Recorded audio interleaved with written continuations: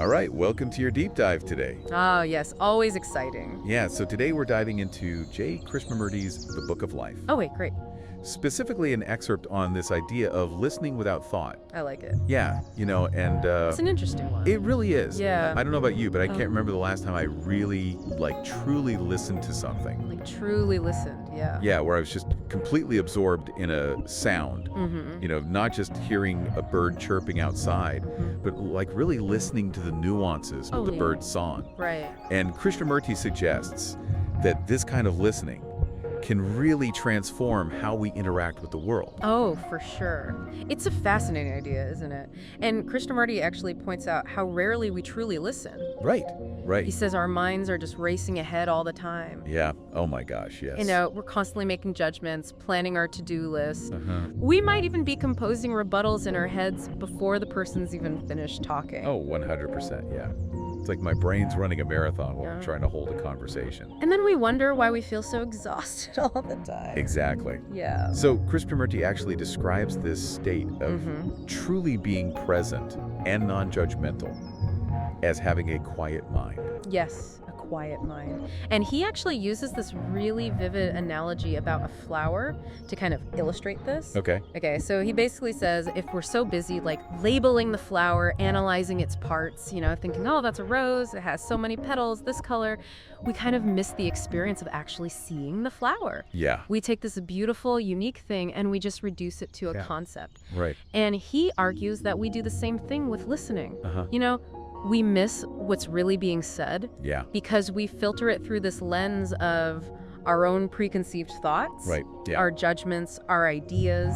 So okay, I get that. It's really hard to listen. Yeah. But what's the payoff here? I mean, it's a good question, right? Why bother putting in all this effort? Yeah. So Krishnamurti, he argues that when we do quiet our minds and we listen deeply, we actually create a direct connection with the person speaking. And that's where real understanding emerges. Free from all the distortions of our own mental chatter. So it's more than just being polite and nodding along. Right. It's about really grasping. It's about genuine connection. Another person's perspective. Yes. And he goes even a step further. He even suggests that when we listen without these thoughts kind of clouding our perception, we're actually better equipped to discern truth from falsehood. Okay. He has this one line, I'm paraphrasing here, but he says, truth is a pathless land. Wow. And you cannot approach it by any path whatsoever, by any religion, by any sect. Whoa. So... Yeah, pretty intense, right? Yeah, so what he's saying is we can't just rely on these pre-existing belief systems and categories to determine what's true or false. Exactly. We really have to quiet our minds and kind of let the truth be receptive to it, reveal itself. That's how I interpret it, yeah. That's a really challenging idea, especially in today's world, right? Oh, absolutely. I mean, we are bombarded with information all the time. Yeah. Everyone's got an opinion. Everyone's telling us what's true. Oh, yeah. And it's hard to sort through all that noise. Yeah. So it's okay, so how do we actually do this then? Right. How do we... Practically. Yeah, how do we apply this? Without thought. Do we have to sit in a silent room for hours? No, it's not about Meditate. emptying your mind completely, which, let's be honest, is pretty impossible for most of us. Yeah. It's really more about cultivating an awareness of your thoughts. Okay. Noticing when your mind is wandering. And gently bringing your attention back to the person speaking. So it's more of a practice? Absolutely, yeah. Like learning an instrument? Like building a muscle. Yeah, okay, yeah. The more you do it, that makes total sense. the better you get at it.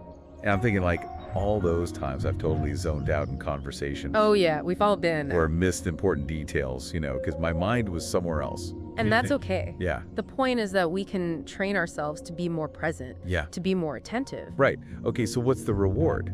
What do we gain from this? But give me an example of how this could actually play out in real life. Okay, sure.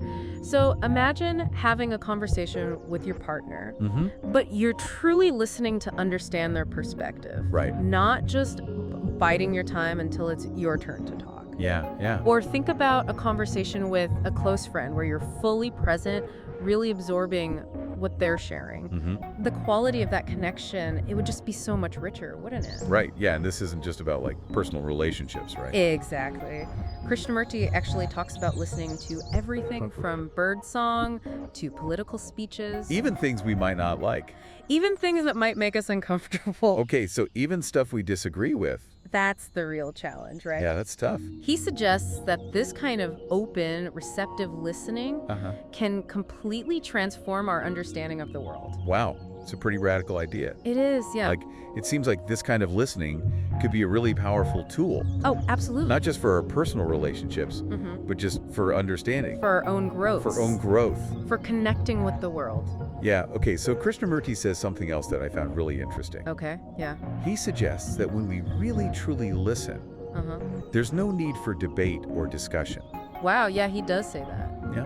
What do you make of that? Well, I think it's because in that space of deep listening, true understanding just arises naturally. Right. We connect with the essence of what's being said. Okay. Beyond the words themselves, beyond arguments. That's a really powerful idea. It is, yeah. And it makes you wonder, like, what would a world of truly attentive listeners look like? It's a beautiful thing to imagine. It is, yeah. And it starts with each of us, So, like, try it out. The next time you're in a conversation, try putting Krishnamurti's ideas into practice.